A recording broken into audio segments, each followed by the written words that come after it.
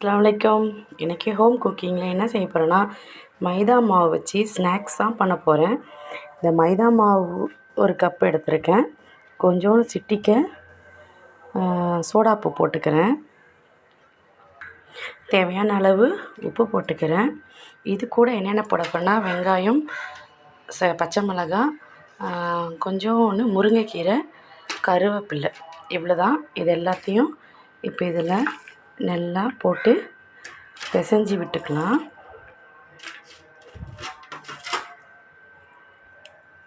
கருவேப்பிலையும் போட்டுக்கலாம்.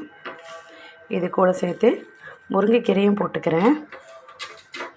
எல்லாத்தையும் நல்லா கைவிடாமல் நல்லா பிசைஞ்சு எடுத்துப்போம். இதால் தேவையான அளவு கொஞ்சம் கொஞ்சமாக தண்ணி விட்டு பிசைஞ்சிக்கலாம். நல்லா இந்த மாதிரி தண்ணி விட்டு கொஞ்சம் கொஞ்சமாக பிசைஞ்சு எடுத்துக்கலாம். நல்லா இந்த அளவுக்கு பிசைஞ்சு எடுத்துக்கலாம். இங்கே பாருங்கள், நல்லா ஒரு போண்டா இடி போடுற அளவுக்கு பிசைஞ்சு எடுத்துக்கிட்டேன். இப்போ எண்ணெயை சூடு பண்ணிக்கலாம். எண்ணெயை சூடு பண்ணிக்கிறேன். நல்லா எண்ணெய் சூடு வந்துருச்சு. இப்போ இதை நல்லா சின்ன சின்ன பாலாக உருட்டிக்கலாம்.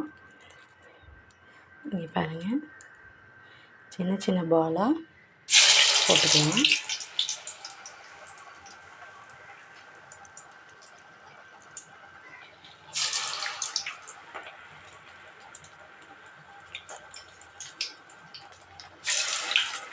தண்ணியை தொட்டுட்டு இதை பிடிச்சா நல்லா பால் மாதிரி உருட்டை வரும்.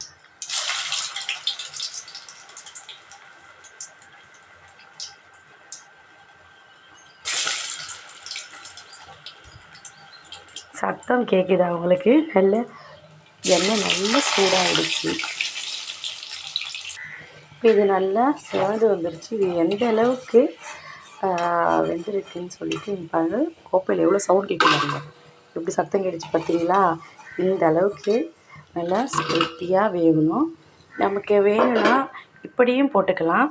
ரெண்டாவது சின்ன சின்ன சின்ன இப்படி தட்டின மாதிரி இப்படி கிள்ளி விடலாம்.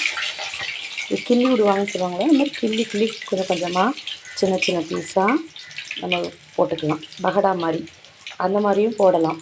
நல்லா இருக்கும் கடித்து சாப்பிட.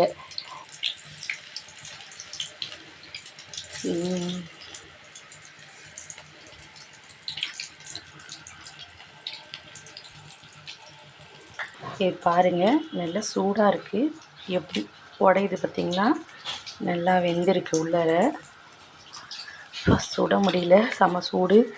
இங்கே பாருங்கள், நல்லா வெந்திருக்கு. சாப்பிடவும் டேஸ்ட்டாக இருக்கும். நீங்களும் இதை வீட்டில் ட்ரை பண்ணி குழந்தைங்களுக்கு கொடுங்க, ஈவினிங் ஸ்நாக்ஸாக. இந்த வீடியோ பிடிச்சிருந்தா லைக் பண்ணுங்கள், கமெண்ட் பண்ணுங்கள். அஸ்ஸலாமு அலைக்கும்.